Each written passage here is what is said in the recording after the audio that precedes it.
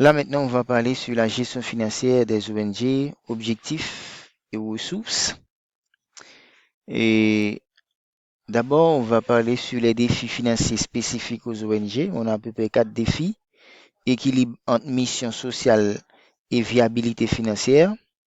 On a aussi exigence de transparence accrue et dépendance au financement externe. Et pour terminer, environnement opérationnel complexe. Pour le premier défi, équilibre entre mission sociale et viabilité financière. D'abord, il faut concilier l'impact social avec la durabilité économique de l'organisation. Il y en a de même pour l'exigence de transparence accrue, répond aux attentes élevées des parties prenantes en matière de reporting. Et pour dépendance au financement externe, c'est la gestion des fluctuations de financement et relations avec les donateurs. Et pour terminer, environnement opérationnel complexe, c'est la navigation dans des contextes internationaux avec des réglementations diverses. En fait, ces défis uniques nécessitent une approche financière adaptée qui diffère significativement de celle du secteur privé.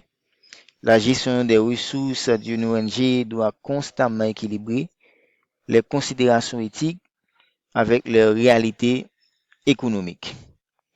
Et là, on vient de voir les 4 défis financiers spécifiques aux ONG. OK?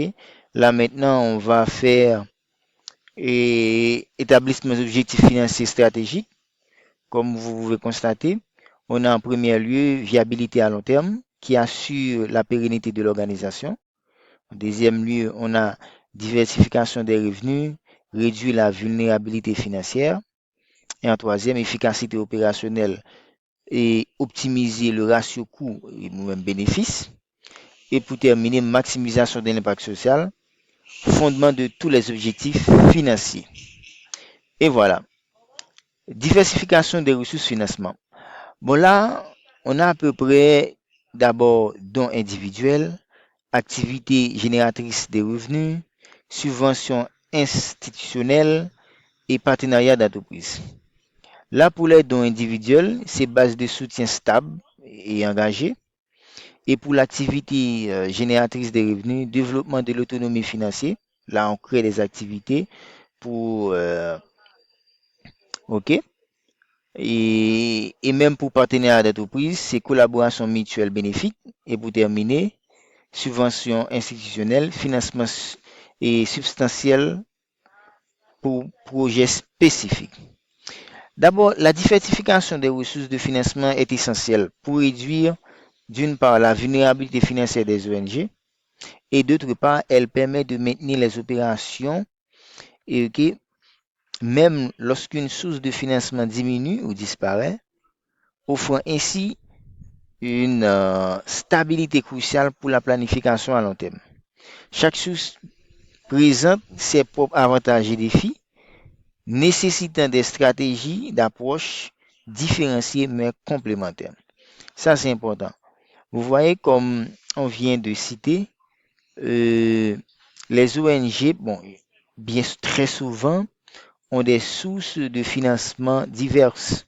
D'une part, dons individuels, d'autre part, activités génératrices des revenus, ainsi que subventions institutionnelles et même des partenariats avec des entreprises. Là, on va voir la budgétisation efficace et allocation des ressources. D'une part, il faut analyse des besoins, ça c'est important, et priorisation stratégique, élaboration budgétaire participative et pour terminer, suivi et ajustement régulier. D'abord, et après l'analyse des besoins, il faut une évaluation approfondie des ressources nécessaires pour chaque programme et fonction.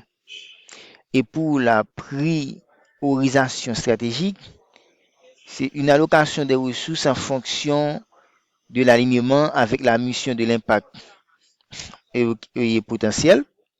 Et même pour élaboration budgétaire participative, qu'est-ce qu'on doit faire? Il faut une implication des équipes de terrain pour une budgétisation réaliste et appropriée. Et pour terminer, suivi et ajustement régulier Il faut faire une révision trimestrielle, OK, pour s'adapter aux changements de circonstances. Voilà. Là, avant même de voir les indicateurs de performance financière pour ONG, on a à peu près ratio des frais, taux de dépendance, coût par bénéficiaire, réserve opérationnelle, taux de rétention et ROI social. Ça, c'est vraiment, vraiment important. Avant même de lancer une activité, il faut savoir, il faut être bien imbu de ces ratios là très souvent. Indicateur de performance financière par ONG. Ça, d'abord, c'est ratio des frais, taux de dépendance, coût par bénéficiaire, réserve opérationnelle, taux de rétention et ROI social. Vraiment important. Voilà, on va prendre une petite pause.